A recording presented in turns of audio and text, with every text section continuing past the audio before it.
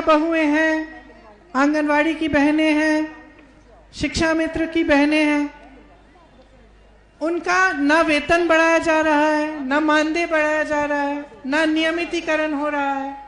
और जब वे अपना हक मांगती हैं तब उनको पीटा जाता है, पुलिस द्वारा लाठियां बरसाई जाती हैं।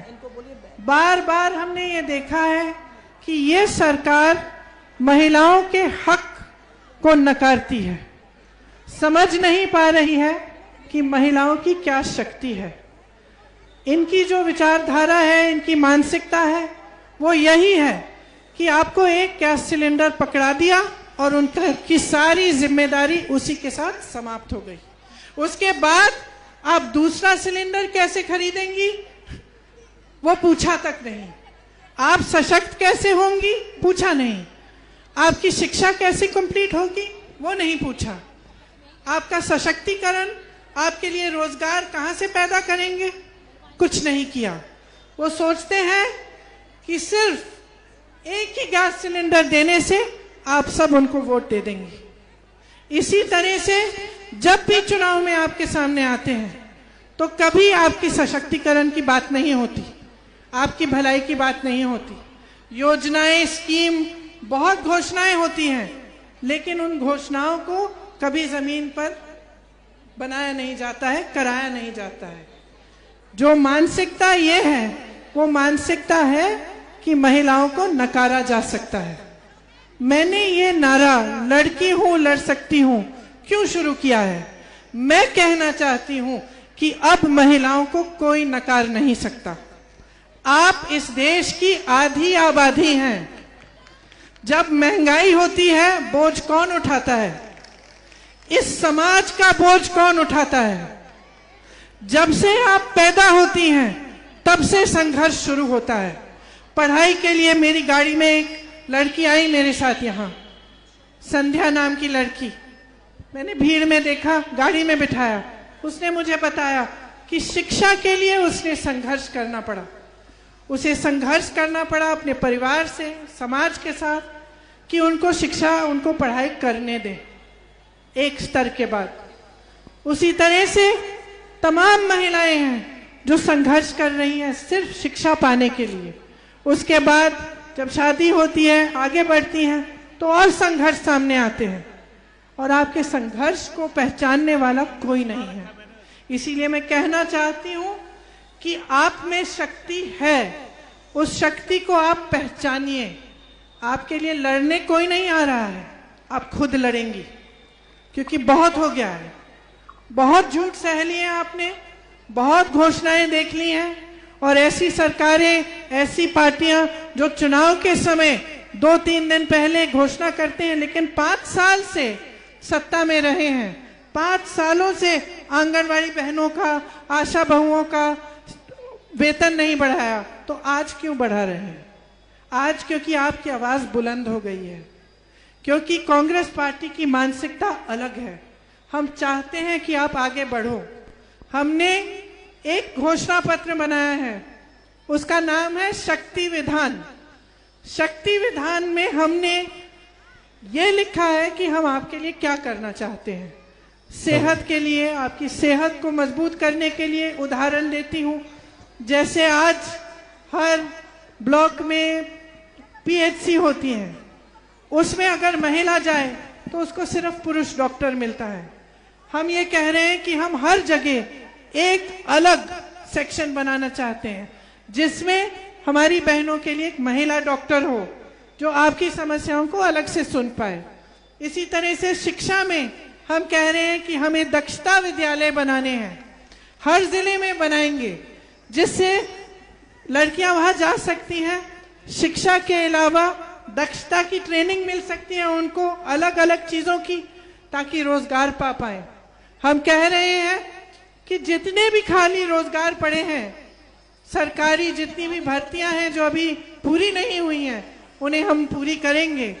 20 लाख लोगों को रोजगार देंगे, लेकिन हम कह रहे हैं कि इन 20 लाख में से 8 लाख रोजगार महिलाओं को मिलेंगे। तो हमने चाहे सेहत के लिए, चाहे शिक्षा के लिए, आपके स्वाभिमान के लिए, आपकी सुरक्षा के लिए हमने बहुत सारी ऐसी घोषणाएं की हैं जिससे हम चाहते हैं कि आप सही ढंग से सशक्त बने। अगर आप अपनी राजनीतिक शक्ति समझेंगी, जिस तरह से हमने कहा है कि 40% महिलाओं को हम टिकट देंगे, इसका मतलब क्या है? इसका मतलब है कि आपकी पूरी तरह से राजनीति में भागीदारी होगी। आपकी भागीदारी होने से आपकी शक्ति बढ़ेगी। मैं ये कहना चाहती हूं कि जब तक आप जागरूक नहीं बनेंगी, आप ये बात नहीं समझेंगी कि आप कितनी शक्ति आपके अंदर है, कि अगर एकजुट हो जाएं, आप इकट्ठी हो जाएं और ये तय कर लें कि इस देश की, इस प्रदेश की राजनीति बदलनी है, तो आप कर सकती हैं। क्योंकि आज आपने बार बार सुना कि जो नेता हैं वो आकर घोषणाएं करते हैं, चले जाते हैं और कोई जवाबदेही नहीं है। इसमें नेता की गलती है, लेकिन आपकी भी गलती है। क्योंकि जब जाति की बात होती है, जब सांप्रदायिक बातें होती हैं, धर्म की बात होती है, तब आप अपना वोट उन बातों पर डालते हैं। और मैं आपसे कहना चाहती हूं कि समझ लीजिए आप नेता हैं, आपने वादे वचन कर लिए, लेकिन आपको अपने मन में मालूम है कि जब चुनाव आएगा तो जाति की बात करेंगे, धर्म की बात करेंगे तो वोट मिल ही जाएगा। तो फिर काम क्यों करेंगे? काम नहीं करेंगे। काम तभी करेंगे जब आपको मालूम होगा, जब हर नेता को मालूम होगा कि आपकी गली में आएंगे, अगर आपका विकास नहीं किया है, अगर आपकी गली में बिजली नहीं है, पानी नहीं है, पाठशाला नहीं है, तो दोबारा से वोट नहीं मिलेगा। आप अगर नेता को जवाबदेह नहीं बनाएंगे, उसकी जिम्मेदारी नहीं समझाएंगे, तो इसी तरह की राजनीति चलती रहेगी। बार बार आपको फुसलाया जाएगा, आपको धोखा दिया जाएगा, लेकिन आपके विकास की बात नहीं होगी। आपका भविष्य आपका है, आपकी बेटियों का, आपके बेटों का भविष्य आपके हाथों में है। उसको समझिए, इस बात को गहराई से समझिए।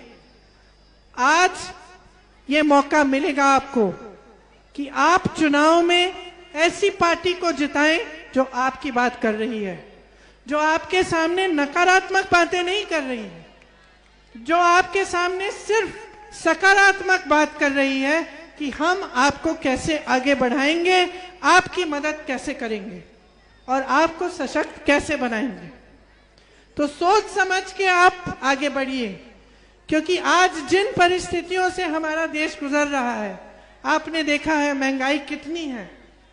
मैं अभी एक महिला के घर गई जो कांच की चूड़ियां बनाती है, उसकी जुड़ाई और झलाई करती है। उसने मुझे बताया कि 3 रुपए मिलता है उसको एक तोड़े के लिए। अब आप समझिए कि 3 रुपए उसको मिल रहे हैं। गैस का सिलेंडर इस्तेमाल हो रहा है उसको चूड़ी को गर्म करने के लिए, लेकिन गैस का सिलेंडर 1000 रुपए का आ रहा है, तो वो गुजारा कैसे करेगी? महंगाई इतनी हो गई है कि सरसों का तेल 200 रुपए का है, पेट्रोल डीजल इतना महंगा है कि किसान त्रस्त है। किसानों के लिए ऐसे ऐसे कानून लाए जा रहे हैं जिससे किसान खत्म हो जाएगा। सिर्फ प्रधानमंत्री जी के बड़े बड़े जो उद्योगपति मित्र हैं वही फूलेंगे फलेंगे। जितनी भी सरकारी बड़े बड़े संस्था थे वो सब प्रधानमंत्री जी के उद्योगपति मित्रों को बेचे गए। अब आप समझिए इसका मतलब क्या है। आज आपको आरक्षण मिलता है, जब प्राइवेट नौकरी मिलेगी तो क्या आपको आरक्षण मिलेगा? तो ये आरक्षण को भी खत्म करने का एक तरीका है। और ये इसमें देश की भलाई नहीं है, क्योंकि सबसे ज्यादा रोजगार इन्हीं संस्थाओं से आते हैं। तो किसान त्रस्त है, रोजगार नहीं मिल रहा है, युवा त्रस्त है, महिला इतनी असुरक्षित है कि जगह जगह अत्याचार हो रहे हैं। जब अत्याचार होता है तो क्या होता है? मैं गई हूं, मैं हाथरस गई, मैं उन्नाव गई, मैं लखीमपुर खेरी गई। जब अत्याचार होते हैं तो एफआईआर दर्ज नहीं किए जाते, उल्टा जिस पर अत्याचार हुआ है उसके खिलाफ एफआईआर डल रहा है। तो ये स्थिति आप ठीक कैसे करेंगे? इन परिस्थितियों को आप बदलेंगे कैसे? ये समझना बहुत जरूरी है। और मेरा पूरा भरोसा है कि अगर बदलाव आएगा तो महिलाएं बदलाव लाएंगी, क्योंकि आप सब मेरी बहनें समझदार हैं। आप बहुत अच्छी तरह से समझती हैं कि अपने बच्चों का भविष्य आपको बनवाना है। जहां जहां महिलाएं शिक्षित हैं, स्कूल जा रही हैं, तमाम महिलाएं, लड़कियां आके मुझे कहती हैं कि मेरी माँ ने मुझे पढ़ाया, मेरी माँ ने संघर्ष किया, मुझे स्कूल भेजा, क्योंकि आप नहीं चाहते कि आपके बच्चे भी आपकी तरह संघर्ष करें। तो मैं कहना चाहती हूं कि अपनी शक्ति को पहचानो। ये जो नारा है, ये लड़की हूं, लड़ सकती हूं, ये खोखला नारा नहीं है, ये सिर्फ वोटों को लेने का नारा नहीं है। ये नारा है आपको सशक्त करने का, कि आप पहचानो कि आप अब अपना शोषण बर्दाश्त नहीं करोगे। आपको शिक्षा चाहिए, आपको स्वास्थ्य सुविधाएं चाहिए, आपको रोजगार चाहिए, आप अपनी पैरों पे खड़ी होना चाहती हैं, आप खेती पे काम करती हैं तो आपको सुविधाएं चाहिए। तो इसीलिए इस चुनाव में आप अगर कांग्रेस पार्टी को सशक्त करेंगी तो आप देखेंगी कि महिला सशक्त होगी। और वो छोटी बात है, बड़ी बात यह है कि आप अपने अंदर अपनी शक्ति को पहचानो और महसूस करो। ये मत भूलो कि इस देश के हर घर में महिलाएं हैं, चाहे किसी भी जाति की हो, चाहे किसी भी धर्म की हो, हर घर में महिला है। अगर वो महिला एकजुट हो जाएं, अगर जुड़ जाएं, मन बना लें कि हम अपने देश को बदलेंगे, अपनी राजनीति को बदलेंगे, तो ये देश जरूर बदलेगा और नेता जवाबदेह बनेंगे और जिम्मेदार बनेंगे। आप सबको बहुत बहुत धन्यवाद। आप यहाँ आए, काफी इंतजार किया आपने, मुझे थोड़ी देर भी हो गई, इसके लिए आप सबको धन्यवाद। मैं नीचे आके अभी आपसे मिलूंगी। मैं लड़की हूँ, जोर से बोलो, लड़की हूँ, लड़की हूँ, लड़ सकती हूँ। भारत की बेटी हूँ, सशक्त भारत की सीमा पर अड़ सकती हूँ। बेटी हूँ, सशक्त भारत की सीमा पर अड़ सकती हूँ। दुश्मन दल को मार गिराने छाती पर चढ़ सकती हूँ। सोच समझ लो, सतयुग से ही नारी नर पर भारी है। सोच समझ लो, सतयुग से ही नारी नर पर भारी है। लड़कों से तुलना मत करना, लड़की हूँ, लड़ सकती हूँ।